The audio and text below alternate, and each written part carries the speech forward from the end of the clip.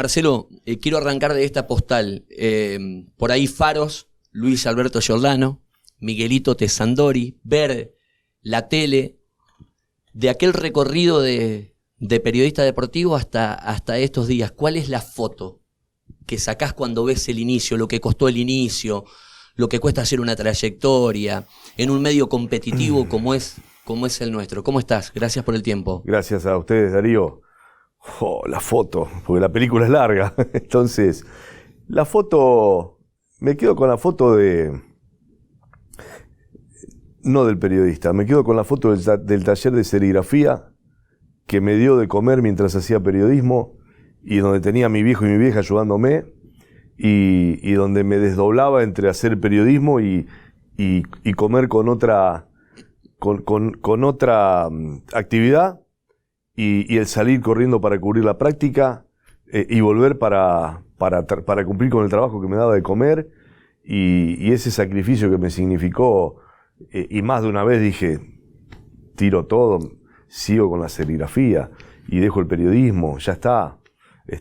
Esos comienzos que eran duros y que si tenías alguna pautita, por lo menos salvaba los gastos. Y si no, ponías para hacer y para vivir de la pasión. Porque nosotros nos criamos con el gráfico y con las figuritas. Sí. Siempre queríamos ser como alguien. Esta es la realidad, nos sí. Fueron marcando. Como quién quería ser, quién en esos inicios, digo, uno se puede identificar con un futbolista, con un entrenador, con un periodista, como quién quería ser, quién te llenaba, quién admirabas. Yo era de escuchar mucha radio y admiraba a dos en Rosario que eran los que más seguía, era Pablo Crivioli, que también después siguió como concejal, y Juan Gerardo Mármora. Claro. Eran los dos que más escuchaba. Y a nivel nacional siempre me impactó el Gordo García Blanco, porque era simple, era sencillo de explicar, era la voz de la popular puesta en un micrófono y con sabiduría. Y después después cuando fui recorriendo en el tiempo, alguien que admiré mucho y hacía mucho eso, Macaya, que no era eso, pero era un señor, es un señor, y el Tano Fassini. El Tano, sí. El Tano Fassini. Más con un conocimiento integral de varios rubros. Automovilismo, número uno, crack. Sí. Y fútbol, ni hablar. En un entretiempo te decía, este es el partido de la posguerra, de la polenta frita. Tremendo, ya tremendo. Está. Te decía que era un partido de porquería en donde vos decís, es la pobreza, es la polenta frita de la posguerra.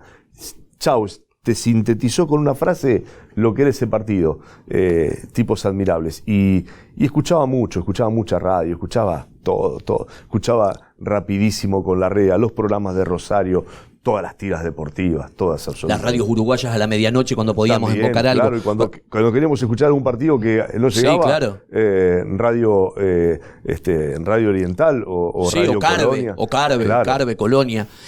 ¿Qué hecho deportivo que me digas? Una entrevista, una cobertura, un campeonato de alguno de los equipos rosarinos te marcó. Digo que marcó un antes y después en la trayectoria. Una vez se dice... El Mundial de 2014. Claro.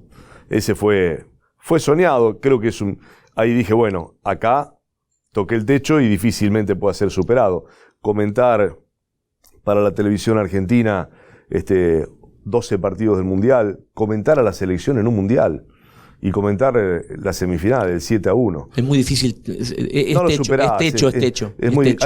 Para quienes estamos en el interior y no vivimos en Buenos Aires, y seguir viviendo en el interior y estar a 300 kilómetros y sin hacer lobby, y sin golpear puertas y sin hacer nada raro, llegar a comentar un mundial como segundo comentarista o incluso alternando en la primera fase ahí con la dupla principal. La verdad que es un hecho difícilmente repetible. Además de tus viejos que te bancaron con esa anécdota que contabas, ¿quiénes te ayudaron? ¿Quiénes han sido importantes y necesitas siempre decir? Yo fui siempre, en todas las etapas. Mira, la primera vez empecé con un señor que había sido profesor mío en un intento que tuve de jugar al básquet. Era muy malo, siempre me dediqué al fútbol, pero bueno, Siempre me gustó mucho el básquet, pero me gusta verlo. Claramente para jugarlo no soy bueno. Me ayudó un señor que se llama Vicente Brex y fue el primero que me dio la oportunidad de entrar en Radio Nacional. Y después, bueno, Juan Alberto Topino, que tenía un programa que se hacía Cebollitas, y todos los colegas que estaban ahí alrededor siempre me dieron una mano. Un locutor muy importante hubo en Rosario, Silvio Pedro Ciancerra, que me dio una oportunidad de, en la primera mañana más escuchada, de ser quien daba las noticias, el hombre que daba la información deportiva en ese programa. Hacía poquito que había entrado en esa emisora en LT3 y después empecé con Carlos Molfino y con Hugo de Cruz en lo que era Testimonio Deportivo, que bueno, era una de las tiras más escuchadas. Así que todos me ayudaron y después el gran impulsor para el tema del fútbol para todos fue Marcelo Araujo. Marcelo, sí, claro. Marcelo me dio una gran oportunidad, un tipo muy generoso que a mí me ayudó muchísimo. Y después todo, hasta Macaya Niembro también en un momento me dio una mano muy grande cuando había algunos que en Rosario querían quedarse con mi lugar, claro, de corresponsal de la red. Fui a hablar con él y me dice, quédate tranquilo que a mí nadie me impone los cronistas. Y me bancó.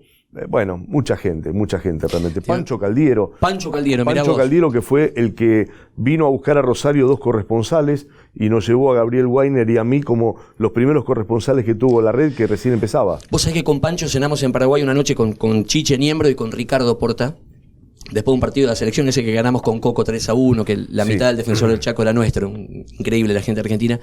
Le preguntábamos preguntábamos a Pancho cómo hacer para identificarse, y él decía, ¿por qué no se animan ustedes?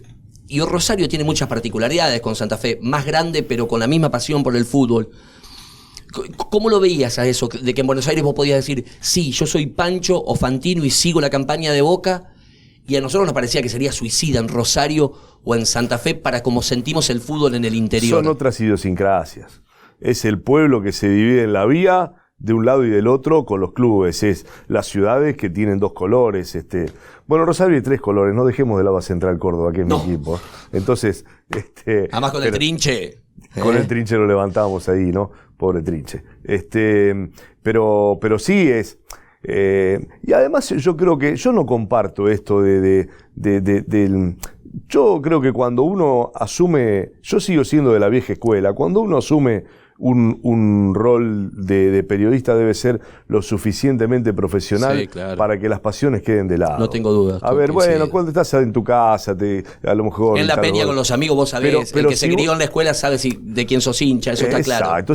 Si vos estás ante un partido, lo analizás o todas las circunstancias que se dan, si no tenés el suficiente raciocinio y dejás de lado la pasión, no, yo no comparto eso de que me exacerba mi gusto por mi equipo. No, yo no lo veo bien eso. Marcelo, en este camino nuevo, ¿quién fue clave? ¿Cuál es el inicio, el timbre, el clic para que te decidas a caminar otra función social desde la política, de poder servir desde una banca, de ayudar? ¿Qué fue clave? ¿Hay una charla y un llamado?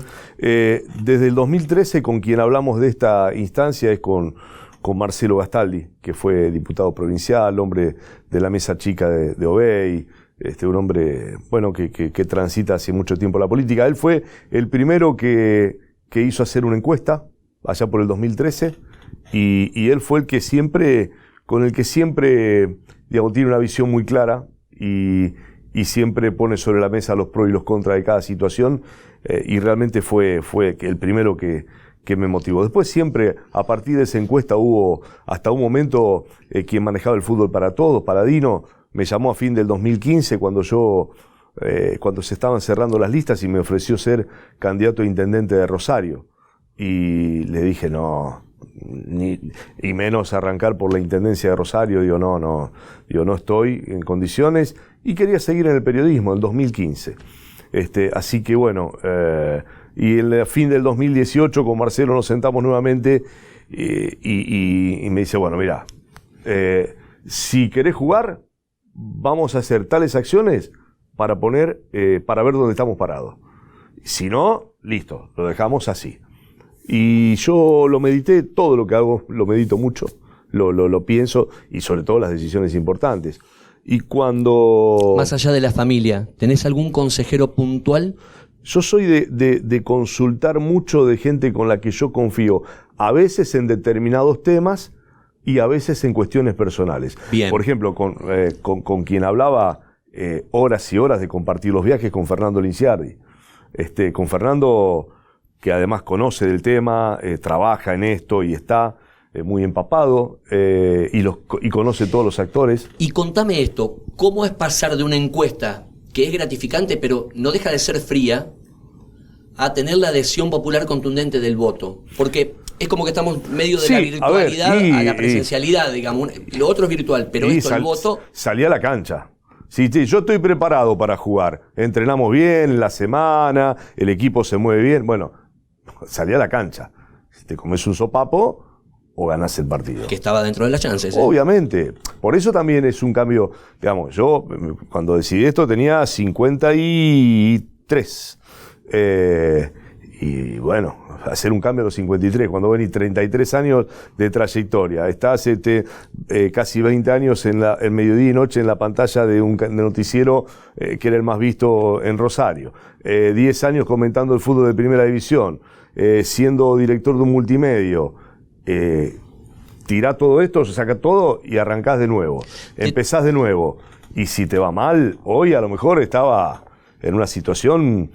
A lo mejor seguía en el periodismo, pero algunos me dicen, bueno, periodista deportivo, y no sé cómo lo hubiese tomado la gente, no lo sé. De todas las herramientas que usamos en la comunicación, la opinión, la información, relacionarnos, pelearnos, amigarnos, porque nos pasa en el palo deportivo, ¿cuál es la que más te sirvió para la función pública? De toda esa preparación que hacemos para estar frente a un micrófono, una cámara, eso mismo, cuando entras a un barrio y tenés que hablar con la gente y recibir las necesidades y las inquietudes de todo lo que tenía el periodista, ¿qué es lo que más te ayudó para la función pública? Me parece que cuando uno está en el periodismo, y más el nuestro, que es radio, que es televisión, ya tenés una gimnasia que o al micrófono o a la cámara o en el mano a mano te va dando esa... Yo creo que cada uno tiene determinados valores, cualidades que las aporta. Yo soy alguien que siempre en esto... A ver, en la función, de pronto prendías la cámara y vos venías, o te decían, tirá tal cosa. Y viste cómo somos nosotros de charlatanes. Dame 3 palabras y hablamos. Un libro, y claro, una novela. Entonces, bueno, esa facilidad la tuve siempre en la cámara. Y yo cuando, esto yo te nombré uno, cuando estaba con Jean Serra, que recién empezaba, sí. Yo me anotaba las frases. Nene, no anotés. Nene, no anotés. Que te fluya. Y claro, entonces... Fluya. Yo, a partir de ahí sí tengo ayuda a memoria, una palabra, claro. y ya sabes lo que tenés el tema. Y en esto es lo mismo. Yo voy a hablar con un empresario, me apunta 3 o 4 cosas, y algo me queda, y yo ya lo incorporé al discurso. Entonces a mí me sirve para ejemplificarlo. Entonces yo voy a una fábrica, veo qué está pasando, cuál es la problemática del sector, voy al campo, entiendo tema de los frigoríficos, tema de la carne. Hablé con un dueño de un frigorífico, con otro que conoce el tema carnes, y ya me fui empapando y veo cuál es la problemática del sector. Entonces me ayuda para comprender y para entender, y así con todos los temas. Uno se nutre de aquellos que conocen para tener información y después tener lo más importante que hay que tener en esto, sentido común. El sentido común no te lo enseña nadie, ni una universidad de periodismo, ni una escuela de formación política. El sentido común lo construís en tu vida. ¿Lo tenés o no lo tenés? Marcelo, en la recorrida de lo largo y ancho de la provincia, ¿qué es lo que pide la gente? Es decir, hablas con 10, ¿9 coinciden o la gente pide de todo un poquito? Si yo te quiero preguntar, en esa licuadora, mezcladora, cuando sacás todo en limpio, ¿qué es lo que necesita hoy el santafesino que te expresa en el mano a mano, en el día a día que recorres la provincia? Depende de las zonas, en las zonas más pobladas, en Santa Fe, Rosario, indudablemente que la inseguridad es el tema prioritario, el tema que está angustiando. Y no solo enojando, angustiando, hay temor. Y eso es atravesado por una problemática de distintos sectores, pero yo creo que el más importante y el que más puede actuar uno es en el aspecto social. Yo digo que si no reconvertimos la matriz social que tenemos es muy difícil. Entonces, ¿y la matriz social cómo la reconvertís? Trabajo. Y tienen que producir las fábricas, y tienen que producir el campo, y tenemos que reconvertir los alimentos para no comer tan caro. Entonces, no es que hay un tema creo que va ligado y enlazado a todos los otros, pero indudablemente que cuando vos salís a preguntar, y están claramente las encuestas, que la inseguridad es lo más preocupante, pero después, bueno, el tema de la economía siempre está en el órgano más sensible que tiene el ser humano, que es el bolsillo. Y en esto pensás, por ejemplo, hablando con el gobernador, como toda cuestión, vos tenés una idea de lo que vas a recibir, ¿sí? Haces un escaneo y un diagnóstico. ¿Pensás que hoy cambió la línea? Que de pronto cuando asumió dijo, tenemos que ir por acá, y hoy claramente ya dice, vamos a ir por acá, por otro lado. No, creo que lo que pasó es, creo yo que la pandemia fue un condicionante de atrasar todo esto que arrancó después, y también un orden que, de acuerdo a los números que vieron, tuvieron que ordenar en las cuentas públicas. Entonces hoy hay un nivel de obra pública y de apuesta, y además hoy un nivel de apoyo a la producción que no es casual que hoy Santa Fe esté encabezando, siendo la provincia que menos sufrió la pandemia o que más resultados está volviendo con su pequeña y mediana empresa, de todo tipo: la metalmecánica, la agroindustria, los electrodomésticos, la línea de blanco,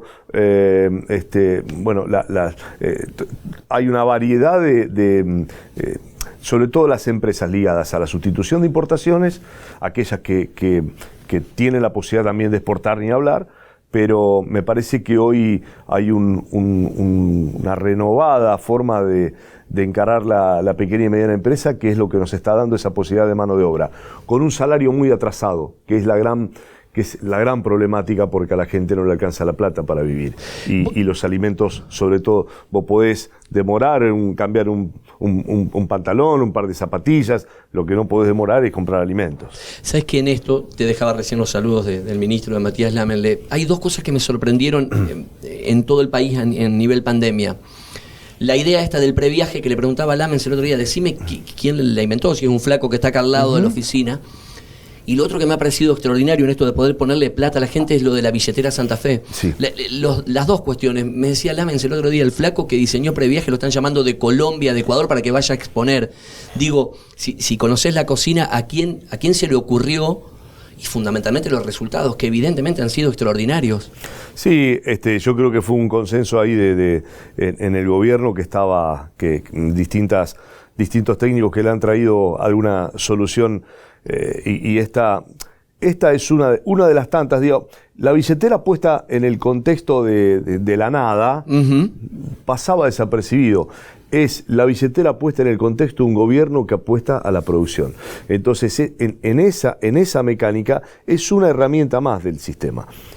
Como el boleto educativo gratuito, que significa que no haya ningún pibe ni una piba que no puedan ir a estudiar porque no puedan pagar un boleto, y además es un alivio que ese dinero que se ahorra va a volcarse al mercado para utilizarlo en la compra de otro producto. Quien ahorra en eso no la mete en un Panama Papers, la pone ahí a comprar en el barrio, a generar un círculo virtuoso en la economía. Entonces, es un incentivo a la producción.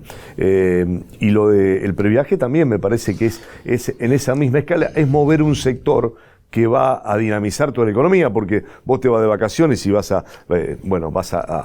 cargar nafta, vas a ir a un restaurante, vas a ir a un hotel. Por eso también el impulso que le ha dado Santa Fe al turismo no es ya la escala de, el que tiene una cabaña trata de ver cómo le explota para que vengan a pescar, el otro no, hay un sistema, hay una plataforma en donde hoy podés contratar turismo exclusivamente santafesino como si fuera Booking, y lo podés hacer, y entonces ahí, y además es gratuito, entonces vos tenés un servicio turístico, lo ponés en esa página, y desde el mundo te pueden contratar para venir a hacer turismo. Entonces yo digo que todas las acciones que se hacen van en un punto: producir, generar puestos de trabajo, generar mano de obra. Está lo macro, que es la idea del gobierno, después está la impronta personal de cada funcionario. Vos balanceaste, creo que la etapa anterior, con 90 y pico de proyectos presentados. hiciste mucho foco, mucho polo en la conectividad. Y en esto te quiero preguntar, ¿el proyecto está igual cuando arrancó esta idea que tenías que podemos ir a una empresa del Estado con inyección privada para tener un sistema de conectividad propia en la provincia de Santa Fe? Contame un poquito eso. Sí, la SAPEM que yo presenté, que era exclusiva de era exclusiva para conectividad, lo que propuso el Ejecutivo era a la SAPEM actual, que tiene gas y tiene energías renovables, adosarle la conectividad. Así que bueno, eso no salió como yo lo presenté, pero sí como esta política de poder atender ese servicio está dado.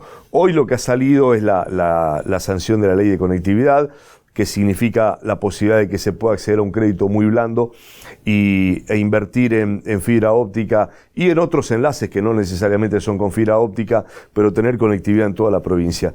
Es un hecho vital, fundamental para todo, para el hogar, para la industria, para el comercio, para la ruralidad, que no podés estar aislado y sin conectividad. Vas a pueblos y podés comprobarlo ustedes también cuando viajan, que no tenés nada, pero no podés ni hablar por teléfono, no tenés señal claro. ni hablar de internet. Entonces, hoy hoy es vivir en el siglo XIX sin conectividad.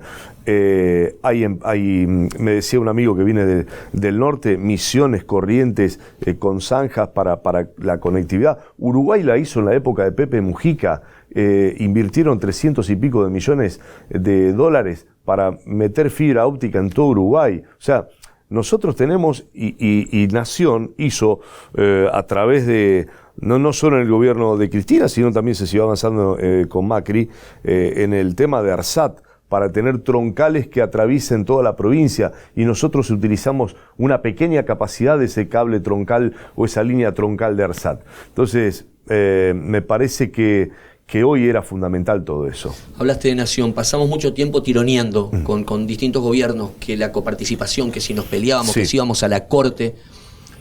Hoy pareciera ser que provincia camina de la mano, y en esto me gustaría saber cuál es la visión que tenés y en qué quisieras potenciar eso, que es hoy Balcarce 50 con la Casa Nuestra. Yo creo que seguir potenciando. Hoy creo que no le llega a la gente en el sentido de información todo lo que hoy significan las obras públicas entre nación y provincia. Hay obras que se vienen postergando de años y significan, por ejemplo, que haya casi 1 millón de santafesinos que abran la canilla y tomen agua potable. Acueducto del Gran Rosario, acueducto del Gran Santa Fe, desvío Arijón a Rafaela, los gasoductos, zona metropolitana de Santa Fe, el área metropolitana de Rosario, el norte en Reconquista, el oeste, la ruta 33 de Casilda a Venado. Lo que tenemos, empezó a construirse la autopista de la 33, se continúa de la de 34. Bueno, ahora tenemos que ir por la autovía de la 11, que es fundamental, y el puente, ojalá ya se confirme la realización del llamado de licitación para el puente Santa Fe-Santo Tomé, que es tan vital también en las horas pico si uno ve las colas interminables. Entonces, yo creo que hay obras de infraestructura que le van a cambiar la vida a mucha gente y además van a ayudar a la producción. Tener que una empresa tenga gas envasado o le pase el caño de gas, gas natural por la puerta, no es lo mismo al costo de la producción. Entonces, todas esas son obras que se hicieron con Nación. Después, hay una deuda pendiente con resolución de la Corte, que yo insisto en que tengo la información de que esto, antes de fin de año, probablemente se pueda firmar el convenio y nosotros podamos tener esa posibilidad de cobrar la deuda.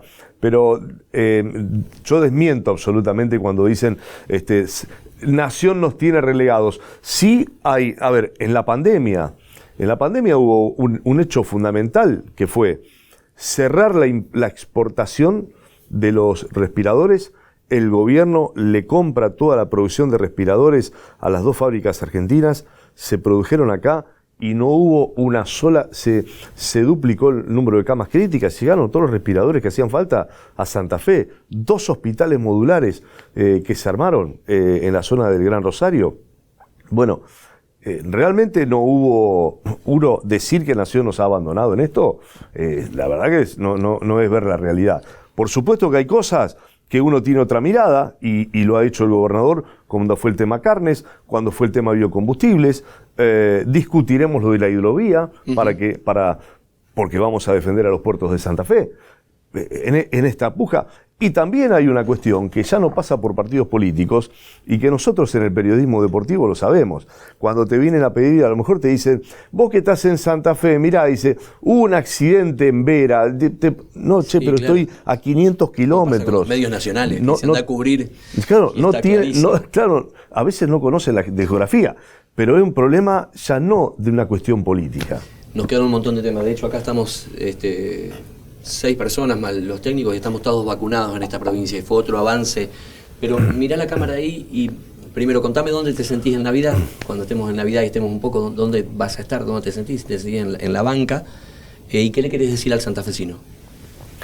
Bueno, yo quiero pedirles que pensemos solidariamente, que no hay forma de continuar adelante en un país que creo que tocó fondo. A veces uno dice, bueno, hay siempre tiempo para seguir profundizando ese fondo. Parece que siempre agarramos la pala y vamos más abajo. Pero si no cambiamos la matriz social que tenemos, va a ser imposible seguir viviendo y seguir teniendo la felicidad y la dignidad para estar en este país, que nos merecemos vivir mejor, y que en la medida que sigamos este camino que hemos empezado, de que las fábricas vuelvan a dar empleo, de que podamos encontrar la vuelta para que los jóvenes puedan estudiar, que puedan tener oportunidades en la vida, que no tengan solamente pobreza de bolsillo, tienen pobreza de oportunidades, y eso es lo que tenemos que revertir y lo que tenemos que cambiar. Y desde mi lugar, desde que comencé, desde que dejé el periodismo, trabajo día a día y con ese objetivo, de ayudar a que haya empleo, a que haya capacitaciones, a que haya oportunidades de vida distintas, y que entre todos podamos tener el compromiso de sacar a una Argentina adelante, en donde la dignidad y las posibilidades de ayudar al prójimo no sean solamente un discurso, sino que sean una realidad. Marcelo, gracias por el tiempo. Gracias a ustedes.